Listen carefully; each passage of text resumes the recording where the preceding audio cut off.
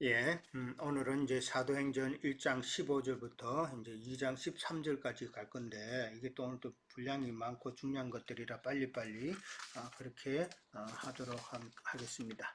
자, 지난번에 이제 우리가 참 중요한 것들 많이 이제 나눴었어요. 이제 성령이 임하시는 그런 내용이었는데, 자, 오늘 이제 15절부터 이제 일단 그 26절까지는 가룟 유다를 대신할 지금 사도를 뽑는 내용이죠. 예, 사도를 이제 뽑는 내용인데, 자, 베드로는 지금 베드로가 일어서서 이야기를 하죠. 예, 베드로 행제가 이제 이야기하는데, 베드로는 가룟 유다를 어떤 자로 인식을 하고 표현을 했어요. 성경에 보면은 가룟 유다가 어떤 사람이라고 그랬어요? 16절에 봐요. 16절. 16, 17절. 거기 보면은 예수를 예수 잡는 자들의 길잡이가 된 자라고 표현했죠. 예수 잡는 자들의 길잡이가 된 자다라고 그렇게 표현을 했습니다. 그 다음에 또 하나는 보면은 17절에 보면은 이 사람은 원래 우리 가운데 같이 함께 했던 자인데 또 직무도 맡았다라는 그렇게 표현을 했죠. 베드로는 가룟 유다를 표현할 때에 참 예수 잡는 자의 길잡이가 되었던 자다. 그 다음에 그렇지만 그는 또 우리와 함께 했고 직무를 맡았던 자다라고 그랬어요. 자, 무슨 직무를 말하는 거예요? 직무, 어떤 직무를 가룟 유다가 맡았어요? 돈 맡은 자라 그랬죠. 참 오늘날 이 직무에 대해서 이렇게 보면은 이제 세상 교계에 있으면은 장로의 직분을 가지고 그 다음에 또 무슨 구역장의 직분을 가지고 그러면은 그 사람은 딱 선입감이 뭐예요? 저 사람은 그래도 믿음이 좀 좋은 사람이다라는 그런 선입감이 들죠. 예. 근데 그게 맞아요? 직무가 그 사람의 믿음의 표현은 아니다라는 것을 오늘 이 가룟 유다의 직무를 보면은 우리는 또 한번 생각해 봐야 된다. 도리어 그 직무에 얽매여 가지고 전혀 딴 길로 갈 수도 있다라는 것을 우리는 생각해 봐야 된다 그랬죠. 자, 1번 문제 갑니다. 1장 18절과 19절은 베드로의 지금 베드로가 일어서서 말하는 중에 갈로가 쳐져 있죠. 갈로가 쳐져 있어요. 이거는 이제 누가가 사도행전의 저자가 누가죠. 누가가 자기의 그 뜻을 이제 이렇게 또 추가로 이제 삽입해서 기록한 건데 왜 그렇게 했을까? 왜 누가는 베드로가 이렇게 말하고 가룟 유다가 어떠한 자라고 이렇게 소개도 했고 그랬는데 누가는 또 따로 누구에 대해서 지금 기록하고 있어요? 가룟 유다를 지금 보충 설명하고 있죠. 어떤 면에서 보면은 왜 그렇게 했을까? 자, 1번 문제예요. 자, 준비하신 분 빨리 대답하세요. 한번 나누세요. 왜 누가가 이렇게 가룟 유다에 대해서 좀 다르게 또 이렇게 표현을 했을까?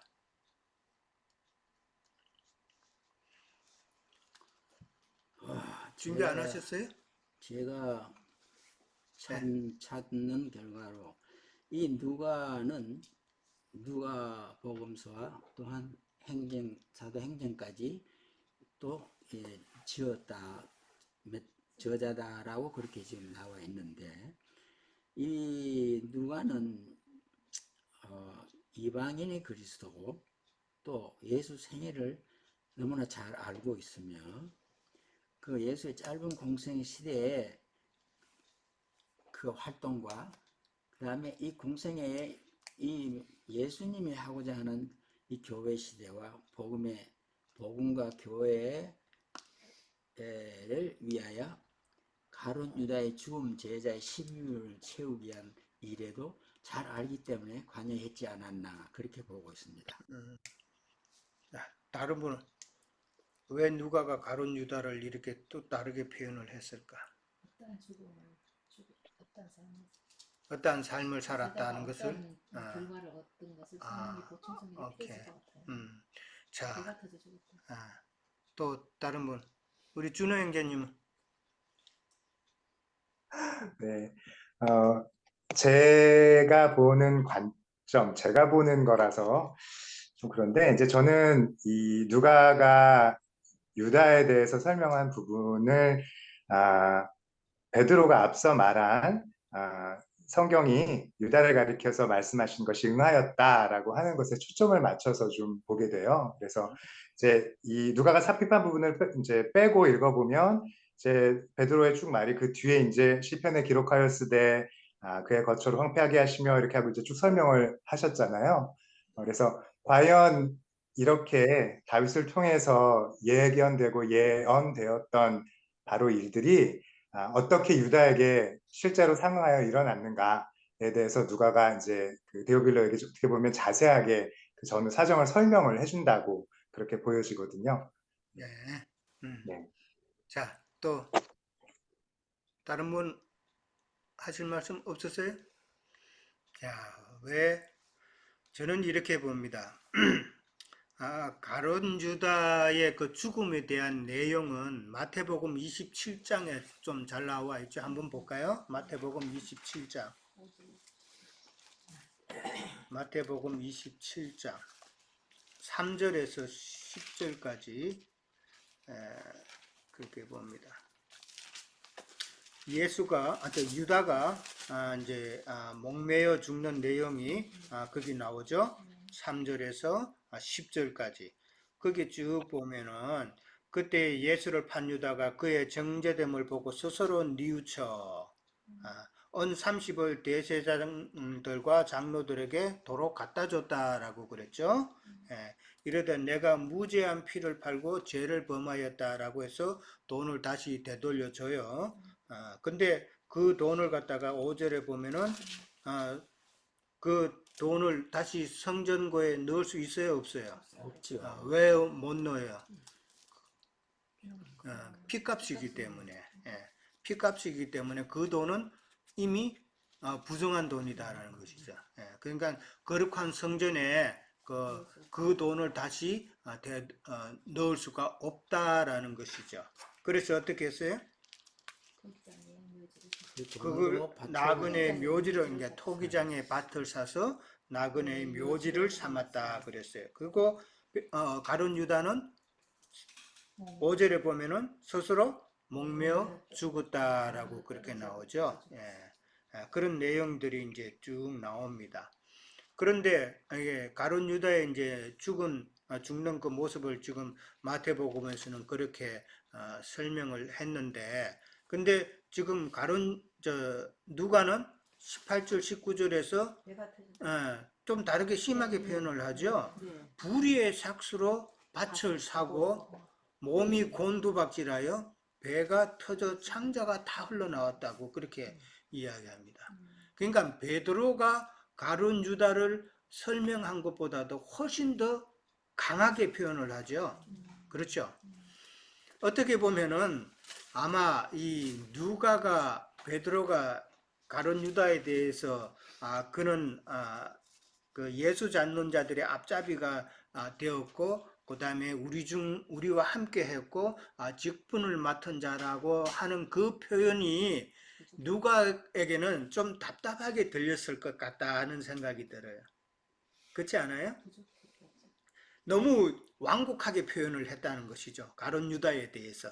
그래서 누가는 좀 더, 좀 팩트를 말한 거예요. 그러니까 가룟 유다가 그렇게 예수를 판 것은 자기의 욕심 때문에 그렇게 했다는 것을 드러내고 싶었던 거예요.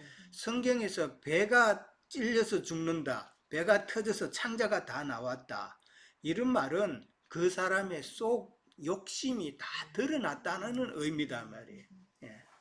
요즘 우리 사무엘라 보는데 보면은 사울도 배가 찔려서 죽었죠. 그 다음에 아브넬도 배에 찔려서 죽죠. 그 다음에 아사헬도 배가 찔려서 죽죠. 이 다 배가 찔려서 죽는단 말이에요.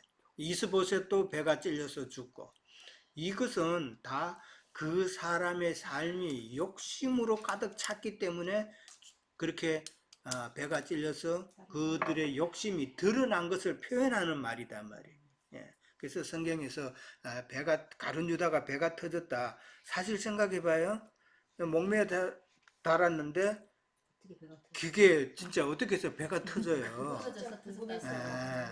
그러니까 이 배가 터졌다라는 것은 아무리 요즘 뭐 저 높은 데 가도 뭐 어디가 부스지고 뭐 뼈가 다 골절되고 뭐 그래서 그러면 그렇게 다 죽지 배가 터져서 나온다는 건 사실 이거는 좀 표현이 상식적으로는 안 맞잖아요. 근데 성경에서 말하고자 하는 의미는 가룟 유다의 욕심 때문에 죽었다라는 것을 지금 누가는 강조하고 있다는 것이죠. 그냥 성경에서도 보면 사복음서에도 보면은 가룟 유다의 그 표현을 갖다가 다 예수를 판 자라고 그렇게 표현이 돼 있어요. 마태복음 26장에도 보면은 예수를 판 자라고 그 표현돼 있고, 그 다음에 마가복음도 마찬가지고, 그 다음에 누가복음도 마찬가지고 다 예수를 판 자라다고 그렇게 표현이 돼 있다는 것이죠. 이제 요한복음에는 대제사장과 장로들이 보낸 자를 데리고 왔다라고 그렇게 표현이 되어 있어요. 그러니까 다른 복음서에도 베드로가 지금 말했던 것보다는 좀 더 강하게 가룟 유다를 그렇게 표현을 했다라는 것이죠. 그러니까 누가는 그 점에 있어서 좀 더 사실을 말하고 싶었다라는 것이죠. 이해되셨어요? 근데 이게 예. 그 상황이 예. 두 설이 나오는데 한 설은 지금 말하듯이 이렇게 아주 적나라하게 표현을 했는데 예. 물론 배가 터지지도 않았겠지만 욕심으로 그렇게 표현했는데, 또 하나는 그냥 그 성전에다 은 30을 던지고 나오고 대제사장들이 저장을 못하고 밭을 샀다. 예. 서로 두 개로 나눠가지고도 또 이야기를 하더라고. 그렇죠. 그러니까 지금 누가가 말했던 거는 이제 영적인 의미 그거를 이제 좀 더 강조해서 그렇게 표현을 했다라고 이해를 하시면 되는 것이죠. 그 다음에 이제 그러니까 결국은 누가는 지금 가룟 유다가 욕심으로 인해서 죽었다라는 사실을 알리고 싶었던 것이고, 그 다음에 모든 그 예루살렘에 있는 모든 사람이 다 알려졌다라고 그러죠. 예, 모든 사람이 알려졌다라는 말은 이 모든 사람에게 버림당했다라는 의미잖아요. 그렇죠? 요즘 이제 시끄럽게 했던 축구 선수 하나 있죠? 예, 모든 사람이 다 알았잖아요. 그러면은 그 사람들이 하는 말이 뭐예요? 걔 그 축구팀에서 빼! 이렇게 되잖아요. 예, 그런 반응들이 나오잖아요. 그게 이제 버림받았다라는 것이죠. 그러니까 징계당하는 것이죠. 자, 근데 징계를 당하고 그 가룟 유다가 참 예수님의 제자였지만은 유다의 그 가룟 유다의 반역이 이제 드러나죠. 반역이 드러나므로 이제 자살로 이어지는 것을 우리는 보는 거죠. 예. 근데 왜 가룟 유다가 자살까지 가게 돼요? 양심의 가책을 받. 양심의 가책을 이제 받았는데도 참 해결치 못하고 자기의 그 모습이 다 드러난 거죠. 다 드러난 거에 대한 참 그 부끄러움이라 그럴까 그런 것이 너무 심했던 것이죠. 성경에 보면 그 압살롬의 반역이 나오잖아요. 압살롬의 반역에 가담했던 자가 누구예요? 아히도벨이라는 자가 있어요. 아히도벨도 압살롬의 반역이 실패가 되니까 자기의 반역이 드러나니까 목매어 죽은 그런 내용이 나와요. 근데 우리가 세상적으로도 그렇잖아요. 세상적으로도 보면은 참 많이 알려진 사람, 특별히 얼마 전에 그 이성균인가 그 연예인 죽잖아요. 그런 사람들은 자기의 그 치부가 드러나면은 견디기가 힘들잖아요. 그러니까 너무 높이 올라간 사람, 옛날에 그 대통령까지 올라갔던 그분도 대통령까지 안 올라갔으면 그렇게 되겠어요? 너무 높은 데까지 올라가고 그분이 평소에 보여지는 것이 선하고 깨끗하고 청렴한 그런 모습이었는데 그 오점 하나 때문에 그렇게 자살까지 간다는 것은 참 우리가 생각해 봐야 된다라는 것이죠. 자, 피밭이라고 그랬어요. 피밭은 무엇을 상징해요?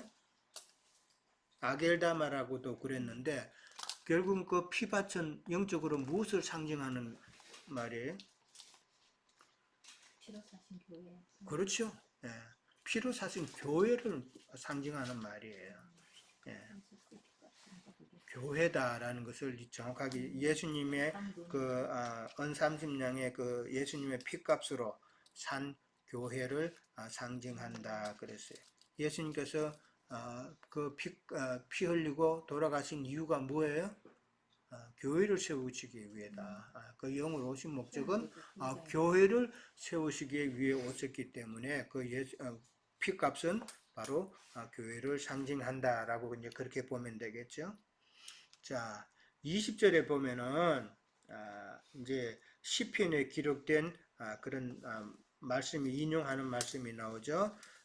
시편 69편 25절에서 28절 그 부분을 인용을 했고 또 한 부분을 또 인용했어요. 어디에요? 시편 109편 8절 내용을 두 군데를 그렇게 인용을 했어요. 이 시편 69편, 시편 109편은 하나님을 대적하는 그 악인들에 대한 다윗의 그 시예요. 그 악인들을 어떻게 해달라고 이제 기도하는 그런 시다라고 보시면 되는데, 자, 두 곳에서 인용하는데 그 인용 내용은 뭐예요? 악인의 거처는 황폐하게 되고 그의 거처니까 악인의 거처단 말이에요. 악인의 거처는 황폐하게 되고 거기에 거하는 자가 없게 해달라라고 그렇게 이제 기도하는 내용이죠. 그 다음에 이제 시편 109편에서는 그의 직분을 타인이 취하게 하소서라고 하는 그 내용이죠. 자, 이 베드로가 지금 시편을 인용하는 목적이 지금 요 두 번째. 그러니까 가룟 유다의 길은 황폐하고 거기는 아무도 구하는 자가 없는 길이다라는 것을 이야기하면서 그리고 가룟 유다의 직분을 타인이 취하게 하소서라는 그런 의미로 지금 베드로는 이해를 해서 지금 인용을 한 것이다라는 것이죠. 그러니까 베드로가 시편을 인용한 것은 무엇을 하기 위해서? 이 말을 왜 인용을 했어요? 타인이 취하게 하소서라는 말은 무슨 의미예요? 사도를 지금 하나 더 보충하겠다는 이야기잖아요. 그렇죠? 그러니까 그의 직분을 타인이 취하게 하소서라고 하는 이 말은 지금 베드로가 일어서서 다른 제자들에게 말하는 요지가 우리는 지금 다른 12번째 사도를 다시 선출을 해야 된다는 것을 말하기 위해서 이 시편의 말을 인용했다라는 것이죠. 이해되셨어요? 네. 자, 2번 문제 갑니다. 가룟 유다 대신에 12사도에 들어갈 자의 자격 조건은 무엇이며 또 왜 마띠아가 선택이 되었을까? 한번 생각해 보셨어요? 자격 조건은 일단 뭐예요?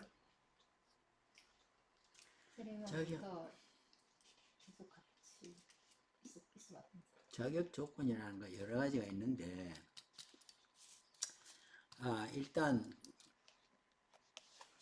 그 행 21절 22절에 나왔듯이 거기에 보면 우선 사랑을 해야 되고 서로가 사랑해야 되고 요한 13장 35에 나오는 사랑과 그 다음에 그 예수들 가르침 안에 거해야 되고 그것도 요한 8장 31절에 나오고 그 다음에는 자기 부모 형제 자매 목숨까지 바쳐야 되는 것이 누가에서 또 나옵니다. 너무 많이 가졌어요. 네. 본문 질문하고는. 그리고 십자가를 지고 따라야 되는 그런 자격을 갖춰야만이 제자로에서 자격이 있다는 거죠. 근데 오늘 이 본문 가운데서 이제 보셔야 돼. 본문 가운데서 자세히 읽어보면은 첫째는 뭐예요? 요한에서 1부터 우리와 함께 우리와 함께. 함께 예. 항상 우리와 함께 다닌 자라는 표현이 나오죠. 네. 예. 항상 우리와 함께 다닌 자다. 이 말은 무슨 말이에요?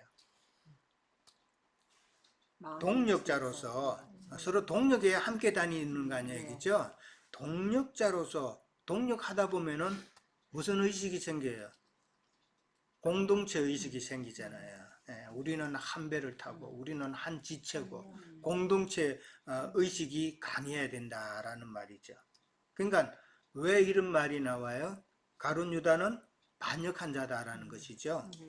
가룟 유다처럼 반역하고 배반의 길을 가는 자가 아니라 우리와 늘 함께 다닌 자로서 공동체 의식이 강한 자야 된다라는 것을 우리는 생각해 볼 수 있잖아요. 근데 여기서 보면은 우리라는 단어가 지금 몇 번 나와요? 확인해 보셨어요? 네 번째 그 한 절 가운데서 4번이나 나온단 말이에요. 그러니까 공동체 의식이 지금 중요하다는 것을 지금 우리라는 단어에서 우리는 생각해 볼 수 있어야 된다라는 것이죠. 그 다음에 두 번째는 뭐예요? 부활하신 주님을 그렇죠. 증언을 예수께서 부활하심을 증언을 증언할 수 있는 자라 그랬어요. 이 증언한다는 말은 지난번에 우리가 나눴어요. 어떤 의미다고요? 그냥 예수님이 살아나셨다 나가서 증언을 하는데 그 증언한다는 의미 속에는 순교를 각오해야 된다는 말이란 말이에요. 그 당시 때 제자들의 상황이 어떤 상황이었었어요? 예루살렘의 상황이 지난번에 우리 첫째 시간에도 나누었죠. 예루살렘의 그 상황은 제자들에게는 아주 안 좋은 상황이에요. 예수님이 지금 죽고 난 다음에 지금 유대인들이 지금 새가 아주 그냥 예수 믿는다는 소리만 하면 잡아갈 정도의 그런 때단 말이에요. 무시무시한 때단 말이에요.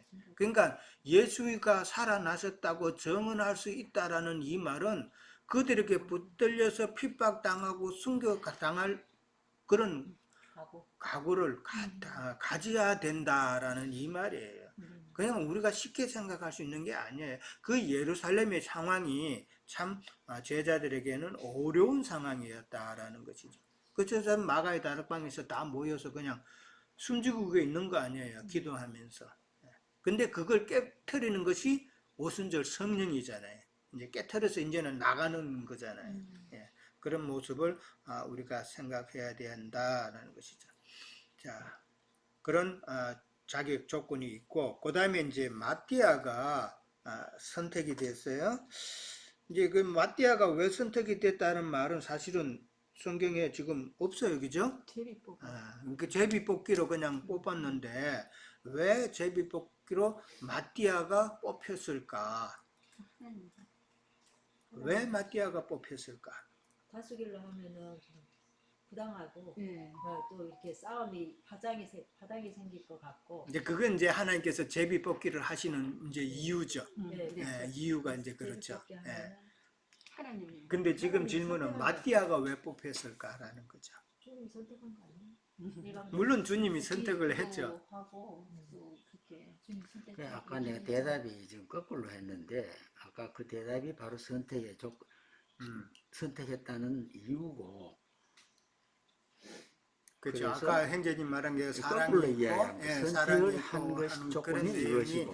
이제 마띠아가 예. 뽑힌 이유 중에 하나. 하나님의 마음을 아시니까 그 사람은 자, 우리는 그 이름의 뜻에서 한번 이유를 찾아봐야 돼요.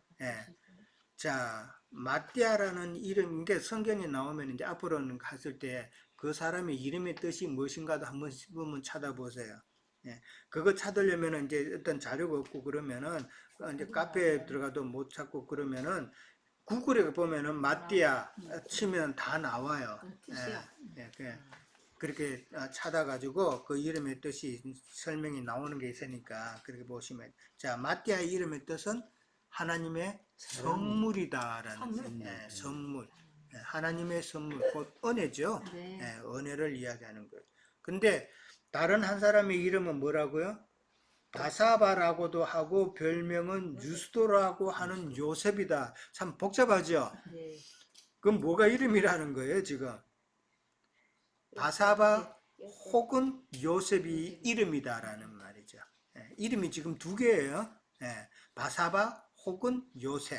예, 근데 그 사람의 별명은 지금 유스도다라는 그런 뜻이에요. 자, 바사바라는 이름의 뜻은 안식일의 아들이라는 뜻이래요. 네, 안식일의 아들. 그 다음에 이제 유스도라는 이름의 뜻은 그 유스도라는 그 이름이 참 많았어요. 그 당시에는 많았는데 그 이름의 뜻은 정의롭다라는 그런 뜻이에요. 예, 그러니까 안식일의 아들이고 그 다음에 그 삶이 참 정의로운 그런 삶을 살았다라는 그런 개념이죠. 예, 그러니까 오늘날 우리가 생각해 보면은 뭐 어떤 걸 생각이 나요? 뭐 금수저 같은 그런 느낌 안 들어요? 예. 그러니까 율법도 알고 그 다음에 그러면서 예수를 믿은 자였다라는 것을 생각해 볼 수가 있고 그렇고 그 사람은 참 유스도라는 그 별명의 뜻대로 의롭게 산 자다라는 것을 생각해 볼 수 있잖아요. 그러니까 엘리트 코스는 다 밟은 거예요. 쉽게 말하면은. 예. 엘리트 코스를 다 밟고 마띠아보다도 훨씬 더 외적으로 보면은 조건이 지금 훨씬 나은 자다라고 이제 생각해 볼 수가 있죠. 자, 그런데 아까 마띠아는 하나님의 선물이라는 그런 이름밖에는 없어요. 다른 의미가 더 없어요. 그러면은 마띠아는 진짜 이 바사바처럼 어떤 요즘으로 말하자면 스펙이 부족한 거예요. 스펙이 부족하지만은 뭐가 있어요? 하나님의 선물인 은혜가 있다라는 그런 뜻이잖아요. 그렇게 우리는 이해를 해볼 수가 있다. 그러니까 하나님의 은혜 가운데 있는 자로 그런 자들은 영혼을 사랑하는 마음이 아무래도 더 클 수가 있다라는 그런 이유에서 마띠아가 하나님의 일꾼으로 성을 받지 않았나 그렇게 생각해 볼 수가 있는 거죠. 그러니까 그 성경 구절을 우리는 고린도 1장 26절에서 29절에서 한번 찾아볼 수가 있어요. 고린도 전서 1장 26절에서 29절.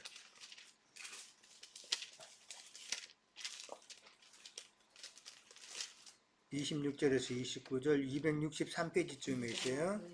형제들아 너희를 부르심을 보라. 그러니까 하나님께서 부르시는 그걸 보라는 거죠. 육체를 따라 지혜로운 자가 많지 아니하며 능한 자가 많지 아니하며 문벌 좋은 자가 많지 아니하도다. 그러나 하나님께서 세상에 미련한 것들을 택하사 지혜 있는 자들을 부끄럽게 하려 하시고 세상에 약한 것들을 택하사 강한 것들을 부끄럽게 하려 하시며 하나님께서 세상에 천한 것과 멸시받는 것들과 없는 것들을 택하사 있는 것들을 폐하려 하시나니 이는 아무 육체도 하나님 앞에서 자랑하지 못하게 하려 함이라. 이 마띠아가 선출이 된 배경 성경 구절로 우리가 이해할 수 있겠죠? 예. 하나님이 일을 하는 것은 그 사람의 어떤 스펙이 중요한 게 아니다. 물론 하나님의 일을 하기 위해서 바울과 같은 사람이 꼭 필요한 것도 있죠. 그러나 예수님의 12 제자를 보더라도 그들은 스펙이 아무것도 없었어요. 다 어부고 갈릴리 사람들이었잖아요. 천한 사람들이었다라는 것을 우리는 생각해 보면은 왜 마띠아가 참 이렇게 바사바보다도 더 하나님의 마음을 얻었을까 하는 이유를 생각해 볼 수가 있는 것이죠. 자, 25절에 가면은 봉사와 사도의 직분을 대신할 자라고 그렇게 또 표현을 했어요. 이 봉사하는 직분은 초기에는 이제 12사도가 맡았지만은 나중에 가면은 누가 맡아요? 이 봉사의 직분을 누가 맡아요? 6장에 가면은 7 집사를 뽑는 내용이 나오죠. 6장 안 찾아보셨어요? 7 일꾼을 택하는 내용이 6장에 나와요. 스테반도 거기에 포함되죠. 그다음에 빌립과 고로와 니가노르와 디몬과 바네바 이쭉 7명의 이름이 나와요. 예. 자, 그리고 이제 사도들은 기도와 말씀 사이에 집중하겠다라고 이제 그렇게 나오죠. 그 다음에 이제 유다는 25절 끝에 가면은 유다는 어디로 갔다고요? 제 곳으로 갔다고 그랬죠. 이 직무를 버리고 제 곳으로 갔다. 제 곳이 어디를 말할까요? 비가 무덤에 갔겠지. 무덤에 물론 갔겠죠. 자, 가룟 유다는 어디로 갔다고요? 제 곳으로 갔다는 말은 마귀의 처소로 갔다는 이야기예요. 예, 마귀 처소로 갔다는 거죠. 마귀의 자식이니까 마귀의 처소로 간 거죠. 마귀의 처소. 그러니까 또 다른 표현으로 말하면은 그 마귀의 처소는 악령들의 감옥이라는 표현이 성경에 많이 나와 있죠. 그 악령들의 감옥을 뭐라고요? 필라케라고 그러잖아요. 예, 행자님 많이 강조하셨잖아요. 예, 지금 필라케 악령들의 감옥은 어디예요? 세상 교계단 말이에요. 예.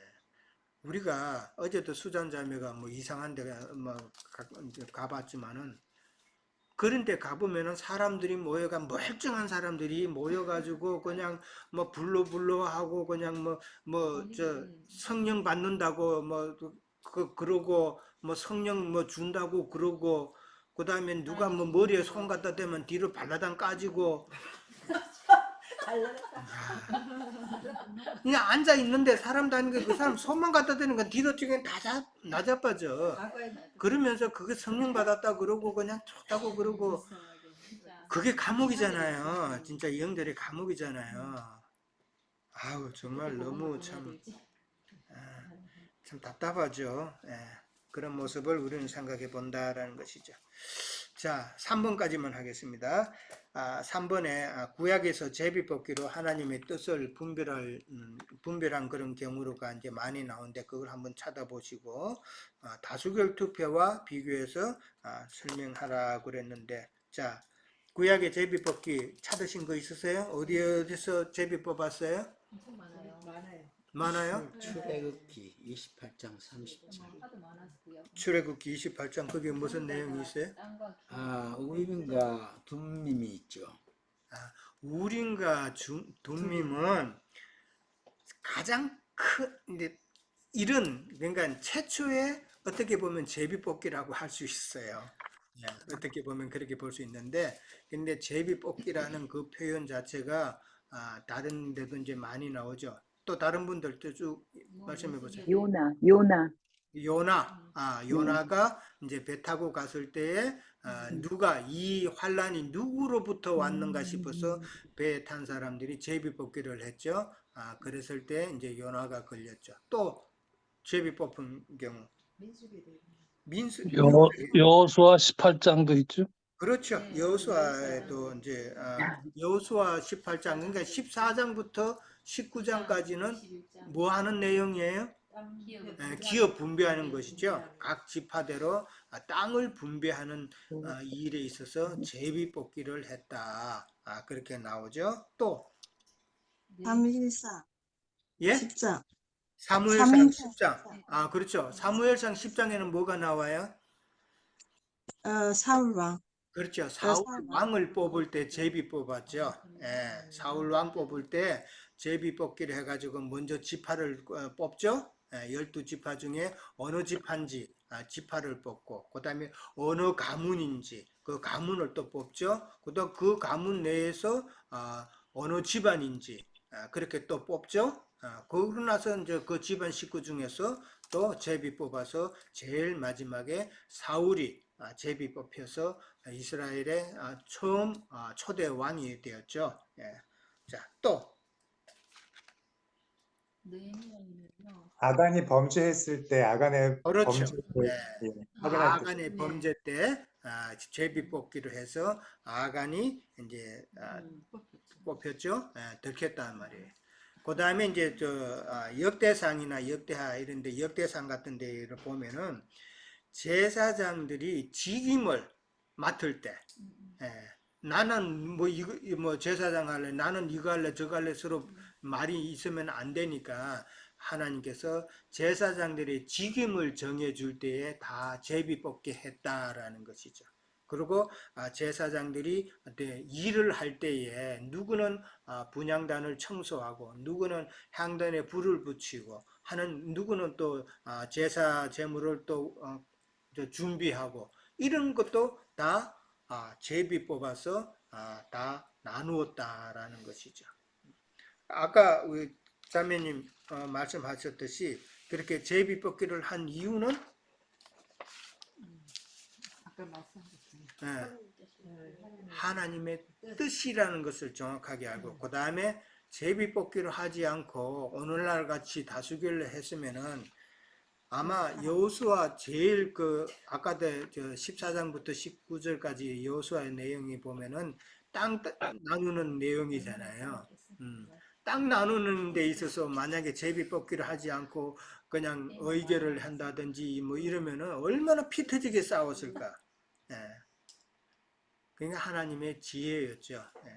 하나님의 지혜였다. 그러니까 파당이 생기고 서로 분열이 생기고 서로 싸우는 것을 방지할 수 있기 때문에 제비 뽑기로 했다라는 것이고 제비 뽑기는 이스라엘 사람들에게 있어서는 하나님의 뜻으로 알고 순복했다라는 것을 이제 생각해 볼 수 있죠. 그래서 잠언 16장 33절에 보면은 사람이 제비를 뽑지만은 일을 결정하는 것은 여호와께서 하신다라고 그렇게 나와 있죠. 그리고 또 본문은 성경에서 제비를 뽑는 마지막 사건으로 그렇죠. 성령 강림 후에는 더 이상 필요가 없게 되는 거죠. 자, 그 말이 이제 우리가 생각을 해봐야 됩니다. 그러니까 마띠아를 선출함으로 사실 그 신약에서는 제비 뽑기가 마지막이에요. 근데 제비 뽑기가 뒤에 또 나오죠. 누가 제비 뽑아요? 로마 군병들이 제비 뽑죠.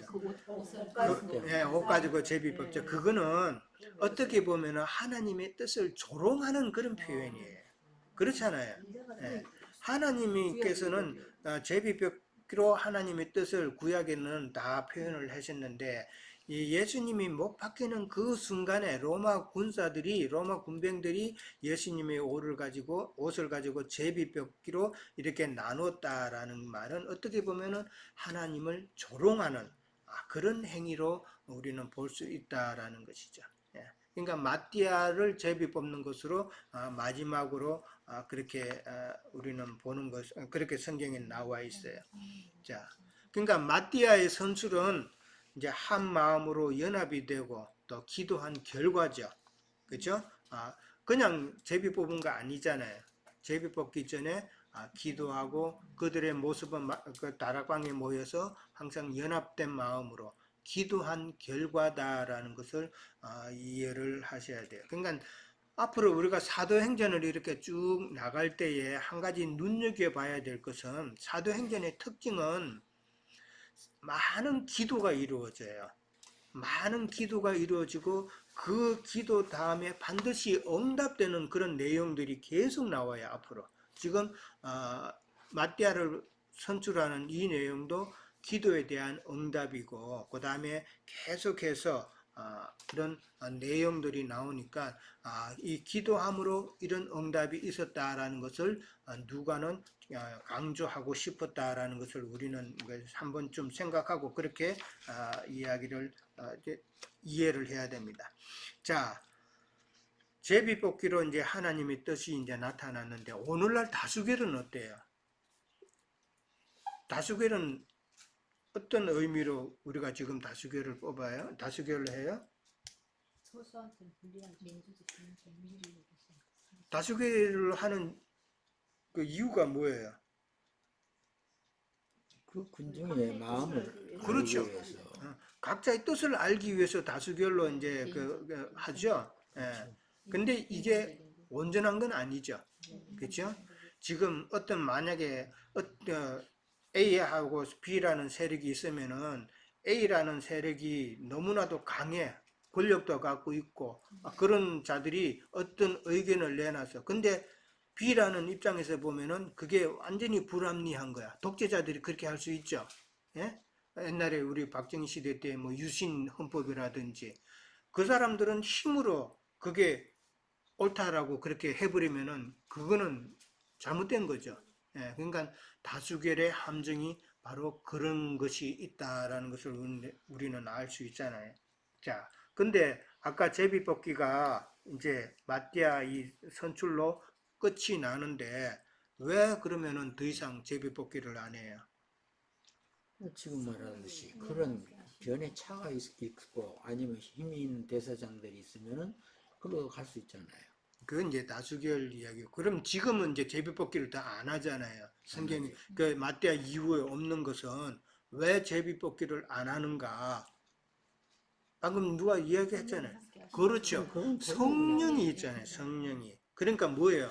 이제는 성령의 계시로 우리는 하나님의 뜻을 깨닫고 그 결정에 따라야 한다는 그 이야기잖아요. 예. 이전에는 구약에는 성령이 계시가 없었잖아요. 그렇죠? 성령의 계시가 없었기 때문에 그렇게 했지만은 그러나 지금은 성령의 계시로 하나님의 뜻을 깨닫고 결정해야 된다라는 것이죠. 그러니까 성령의 계시로 참 우리의 정신이 일단은 맑아져야 되잖아요. 예. 아유 막 생각이 복잡하고 막 혼잡하고 이러면은 정신없고 이러면은 온전한 결정 내리기가 힘들잖아요. 예. 계시된 그런 깨달음으로 우리의 영이 참 맑아져서 바른 그런 판단을 해야 된다라는 것이죠. 그러니까 계시가 없는 사람들은 어둠에 갇힌 자들이죠. 예. 오늘날 많은 사람들이 믿는다고 하지만은 우리가 볼 때는 그들은 아까도 이야기했지만 그들은 결국은 지금 어둠의 세력에 지금 묶여 있잖아요. 예. 어둠의 세력이라는 게 뭐예요? 어둠이라는 게 뭐가 어둠이에요? 어떤 상태가 어둠에 처한 상태예요? 분별을 못하는 거. 분별 못하는 거. 예. 또 진리를 모르는 거. 진리를 모르는 거. 예. 그 모든 근원은 사람의 생각과 판단으로 주장하기 때문에 어둠의 세력이라는 것이죠. 사람의 생각과 영의 계시가 아니라 내가 믿어보니까 이렇게 믿어야 돼.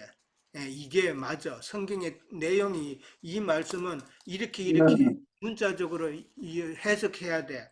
이런 식으로 나가는 것이 그러니까 사람의 생각과 관념과 경험과 이런 것으로 성경을 보는 그 신앙이 어둠의 신앙이다라는 것이죠. 그 어둠이 있으면은 결국은 진리를 깨닫지도 못하고 엉뚱한 방향으로 그렇게 가버린단 말이에요. 그러니까 사람의 생각과 육으로 생각하는 그런 신앙은 참 무섭다. 어제도 우리가 마켓을 잠깐 갔는데 마켓 가면 그 혼자서 그냥 목이 다 시도록 전도하는 사람이 있죠.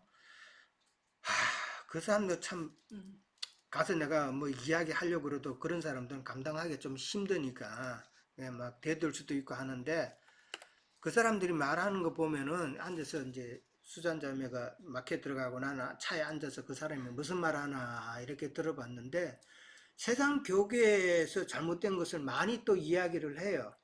그렇지만은 그 나름대로 자기의 그 어둠에 묶여서 그렇게 말을 하는 거 보면은 저 사람이 저렇게 막 하면서 예수 믿고자 하는 마음을 조금이라도 가졌던 사람이 도로 도망가겠다는 생각이 들거든요.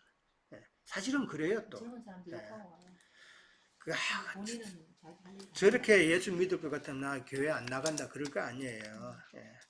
그 다음에 아까도 얘기했지만 방언 집회를 한다든지 뭐 이상한 방법으로 그냥 하나님께 가려고 하는 그러한 모습들이 다 어둠의 행동들이다라는 것을 우리는 생각해 봐야 된다. 어두운 가운데서는 우리가 가야 될 길을 못 찾잖아요. 이리로 갔다가 저리로 갔다가 그러나 빛이 있으면은 그 빛이 비치는 곳으로만 가면 된다라는 것이잖아요. 자, 일단 여기까지 첫 시간 하고 잠깐 쉬었다가 하겠습니다. 예.